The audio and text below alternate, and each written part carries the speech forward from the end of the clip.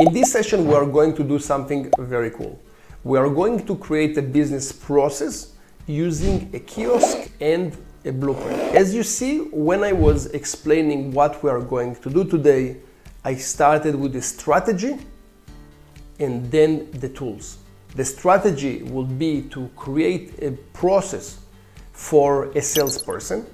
Whenever the salesperson is conducting a demo, the demo is supposed to be conducted in a specific way that management set as the best way to conduct a demo for the best conversions. During the demo, the salesperson will need to follow some rules, will need to retrieve some information from the prospect, and eventually the system, based on the decision, will need to take action. The system is going to push the potential into a nurturing process.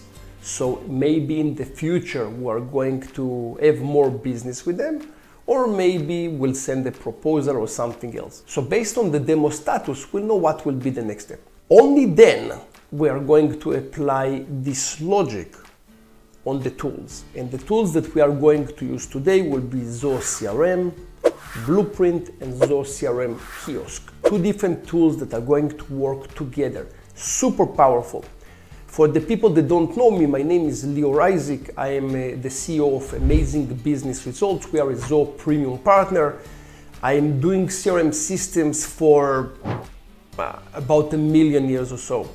We have hundreds of videos on YouTube, and also we have an academy that we are teaching how to work with Zoho, and also obviously we are doing CRM implementations for clients. We did over 1,500 of those in the last 11 years. In the next few minutes, we are going to concentrate on a few areas. One, I'm going to show you what is a kiosk and how to use a kiosk. I'm going to show you the logic that we created, and I'm going to show you how to use both of them on Zoho CRM. So it's going to be a full demonstration of how these tools work.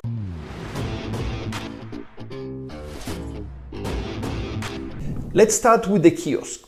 A kiosk was created by Zoho around March 2024, I would say. It started as a standalone tool, and about a month ago, Zoho connected a kiosk to a blueprint. And that's what sparked my interest. Until that point, it was okay, because a kiosk was a business process that was relatively a standalone process. When it's part of a blueprint, now it's super powerful. All our clients, or 99% of our clients, will have blueprints.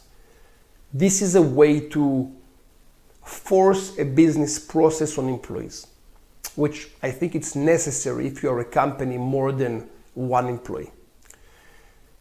Whenever you have a kiosk, it's also a business process. So I don't want my customers to have now two different ways to do things, because it's super confusing.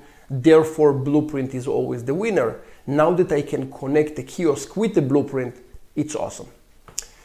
For a kiosk, you can do three things. You can or have a screen, or set a decision or action, which I will show you all those in a second. In terms of a screen will be something that you will see, and usually you will have something to do with it, or read some information. As an example, reading the upfront contract, or present yourself, or notes that you're supposed to do during the meeting. A blueprint can do all those, but in a very limited fashion. A kiosk can do it in a fantastic way. You can also, and this is by the way how a text will look like, how questions on a screen will look like, this is exactly what it is. You can pull information from different records. As an example, let's say that this customer selected the services of our company. They don't want anything to do with our products, but they want services. I will present here the services related to this specific account, and by check marking them, I can take some action, basically associate them to the account. So during the demo meeting or proposal, I can take action. There can be a decision, so based, for example, of the product that was requested or anything else, I can show different steps, which we are going to do all that in the demo today. This is how this decision looks like. And actions will be things that I can do in the background, which means once the decision is made, I can update fields. As an example, when the demo is successful, I can start the nurturing process, or I can assign the owner to be the finance department so they can issue an invoice, or I can assign tags or send emails, create tasks for different people, create new records such as a quote or an estimate, send webhooks to a third-party application, create functions, and so on. Lots and lots of abilities. And again, right now it's just dry information. I'm going to show you all that. And next, I want to go to the process itself. The process that I created for you, very, very basic process, is that when lead is being created, basically lead is received from the website, the salespeople or the BDRs working on the lead and converting it to a deal or opportunity, depending what system you work on. Then we're starting our process, which is booking a demo. Let's assume that it is specific business. A demo is required to start with the process. Based on the demo that we will conduct, the customer or the prospect can see if we are a good match or not. When we are booking the demo, there can be two options. One, the demo is booked, so I'm calling the person to book a demo, this person answering, and I'm able to book the demo. That's awesome, now we have the demo booked. Or we can send a Calendly link, it's all the same. Another option, we try to call the person, there was no answer, and then we are following up and trying to book again, and then it's going back in a loop. And we can do that for 6-7 times. Every company is different. Majority of the companies will try 5 times before they quit. I recommend you to go all the way to 8 times because people are busy. It's not that they don't want to answer you because who you are. It's just because they're busy and they're overwhelmed. And if you give them a little bit of more slack, there is a good chance of conversion. Then we have the demo booked. Whenever the demo is booked, there are two options from here. One, there is a no-show, the person didn't show up, and then we are trying to book again the demo, or maybe this person is consistently wasting our time, and then we are going to close lost. We can also, by the way, do it with a code. So if this person is a no-show for 2-3 times, we automatically go to close lost. It's not something that the salesperson is supposed to do. Another option, the demo was booked obviously, and then the person shows up, and this is demo time. And in the demo time, we will have here a bunch of things that we are going to do, okay? There are some things that will be done during the demo, some things that will be done if the demo is successful, and some things will happen if the demo is a failure, which means the person says, no, not going to proceed with your company. And then we are going to take action on the failure.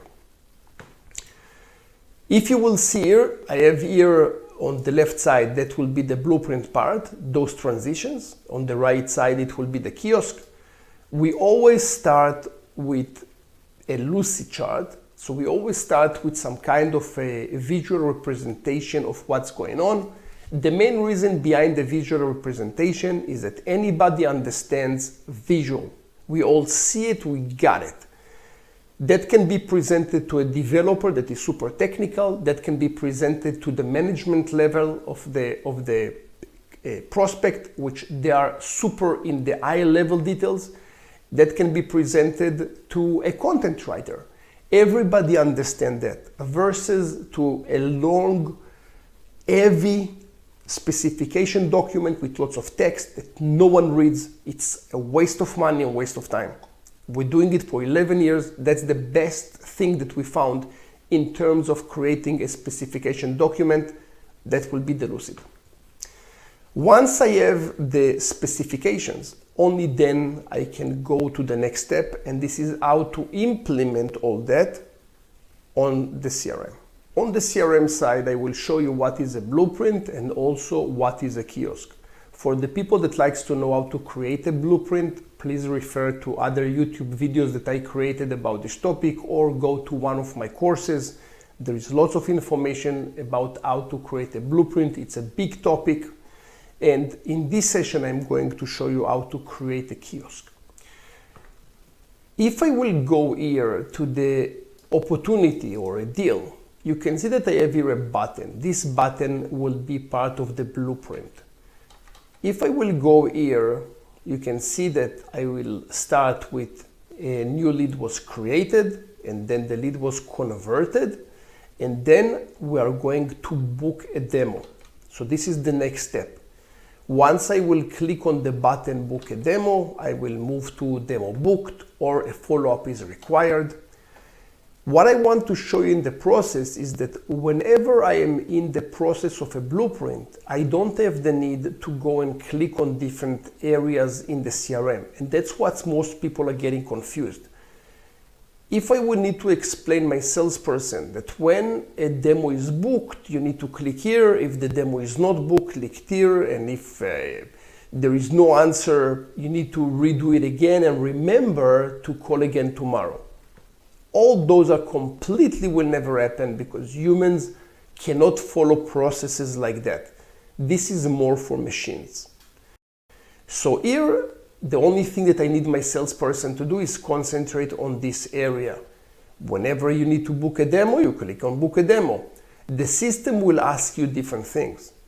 In this case, if the demo is booked, the system will ask me, for example, to enter the amount of the demo, or maybe the amount of the future deal.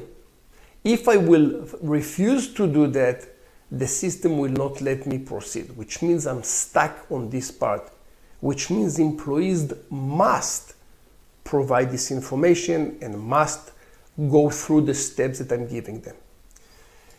If I will click here, you will see that I have here the amount, and this is a blueprint screen. We are not yet on the kiosk, okay? So I will have, let's say that this is a $5,000 deal. We'll click on save, and next I will be in demo time. The blueprint that we created is assigned to the demo time, and you can see the different swim lanes that I created. If I will click on demo time, this is the kiosk. Now, let me show you why this kiosk is awesome. Whenever I have the blueprint, a button of a blueprint can present me one screen, which means if on demo time, I can have only one screen with information. In this case, demo time, I'm supposed to have many things, not only one. And then the blueprint cannot work anymore in a good way. So we need to try to be creative with it. But now with the kiosk, we don't need to be creative anymore. So whenever I have the demo time, I will need to have different things that I need to remember as a salesperson, which means the system will remind me. I need to ask for some information and then to take some decisions. All that will be done automatically for me. If I click on demo time, you can see that first of all, I will have here, before we begin, make sure that the camera is on, wear the shirt, the company's shirt with the logo, have no chickens or anything as a background noise, no fans or something that will distract the prospect. Proper microphone need to be selected. In case that I have multiple microphones, I have this one, I will have this one, and then select the correct one so people won't hear me from the other mic, which is far away from me. Next, present yourself. Now it's the demo time. Hey, thank you for taking the meeting. My name is Lior. So right now it's pulling the information from automatically from the opportunity owner. It knows who I am. Next, I'm going to go with the app for contract. For the people that don't know what is an app for contract, is a way for me to set the agenda for the meeting so the other side will know what we're going to do and not be confused. Very, very important.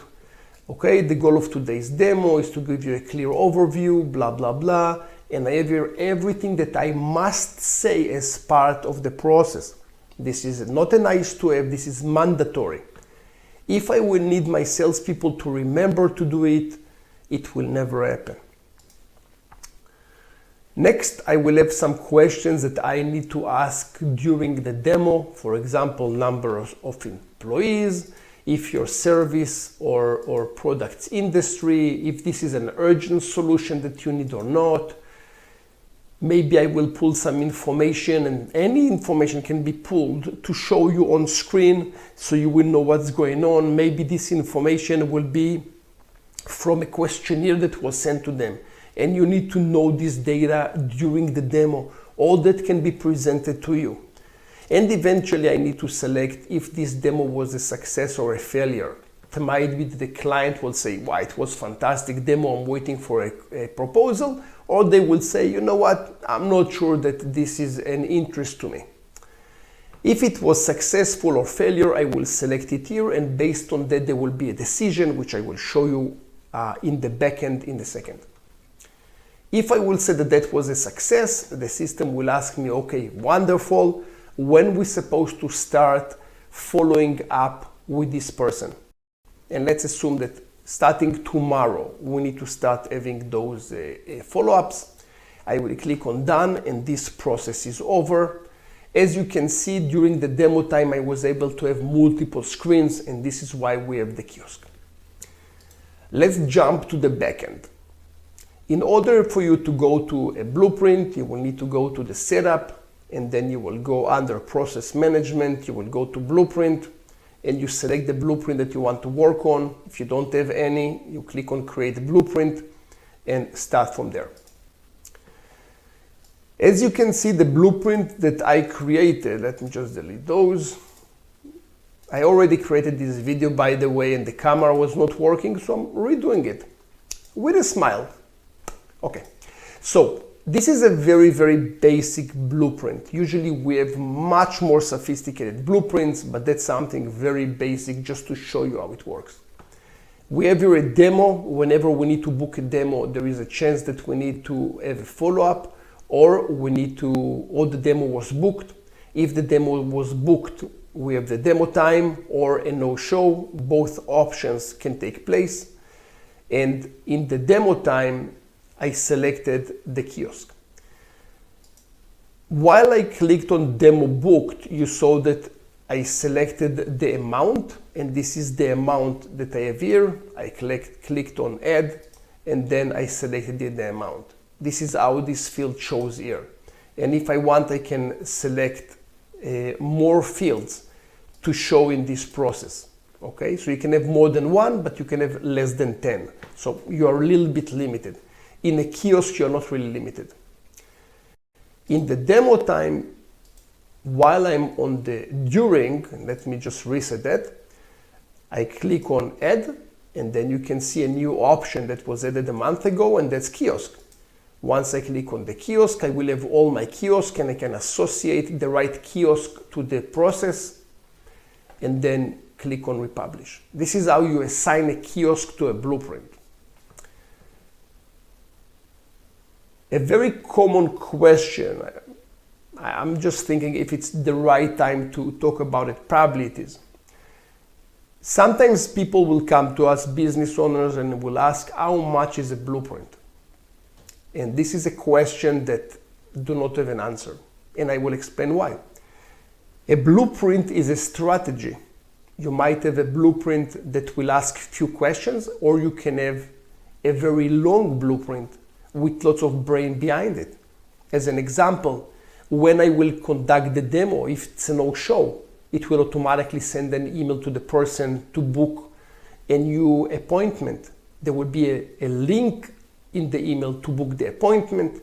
If in 48 hours they didn't book the appointment by themselves, it will be assigned to a salesperson. The salesperson will need to follow up for 3 days. There will be text messages and emails automatically being sent along the way. That's a more sophisticated process than someone doing it manually. So the bottom line is there is no way to estimate how much is a blueprint, because the blueprint is a tool, and the strategy is what counts. As for the tool itself, It's a really simple to work with the blueprint. It's basically just drag and drop of different fields, connecting them using those arrows, setting the transitions. It takes minutes to create a blueprint. The brain is what's taking the time, not clicking the buttons. So a blueprint, the bottom line takes about $5 to create. The brain around it, it's thousands. Next, let's go to a kiosk. In order for you to create a kiosk, you will need to go to the setup. And once you go to the setup under the customization, you will see the kiosk studio. When you will click on it, you will go to this window. You will have no kiosks, or you will need to create one, or you have some that you already created. In my case, I already created one, and this is how it looks like, and I will go through the entire process with you. So this is the kiosk. The kiosk, as you can see, was already created for you. Whenever we're starting with the demo time, it will invoke the kiosk. The kiosk will start with the first screen that is before we begin, and that will have one text, and the text field will have those questions or those instructions that I set for the salesperson. Then I will have the next screen, present yourself, which is also a text screen, and the app for contract, also a text screen. And then I have some questions that I set. All those questions will be questions that I'm asking from the salesperson. I can set them as mandatory or not mandatory, but something that you need to know, whenever you have questions in the kiosk, those questions are not being saved automatically to the database, which means you will need to have a developer pushing those informations into the different modules. As an example, number of employees is not part of the opportunity module that I'm on. It will be under the account name. In that case, whenever I'm asking for number of employees, it will automatically go to the related account, which can serve multiple opportunities and multiple salespeople. So this information is super critical whenever we're dealing with this specific account. Industry, number of locations, referrals that can go maybe to my marketing system and update the marketing system. All those are not fields that are in the opportunity. So this is not behaving like a blueprint, which a blueprint is updating automatically the records. This is not taking place like that, and you will need a developer to code the luge in order to work with those fields. It's very flexible, but very nice. The last question here will be the demo status. The demo status will be it's or success or failure. In this case, you can see a decision. If the decision is success, then one thing will happen. If it's failure, something else will happen. And if it's success, then in this case, we are following up. And if it's failure, we'll start the nurturing process. Okay. Bottom line, what I wanted to show you, hopefully this session was informative to you. I wanted to show you that first of all, you need to start with a strategy, with the Lucid chart. Then you apply the Lucid chart on the tools, which can be the CRM, Blueprint, and Kiosk. All those can work together based on the architecture that you created in advance. If you start with the tools, and this is also the reason why 90% of CRM implementations fail. 90% based on the SEO magazine. So please start with strategy. Plan. If you can't plan yourself, come to us, go to a different Zoho partner. There are lots of very good Zoho partners out there. Make sure that you are selecting a Zoho partner that have experience with architecting systems, has experience with business. There are lots of good options out there. And only then proceed to the development. The development is the last step. Developers are super important, but their job is to implement, not to think. The architects and the designers are supposed to think about how to create systems. So please start with that and only go to the tools. So strategy and then tools. If this session was any help to you, thumbs up is always appreciated. Thank you very much for watching this session. We'll see you in the next one.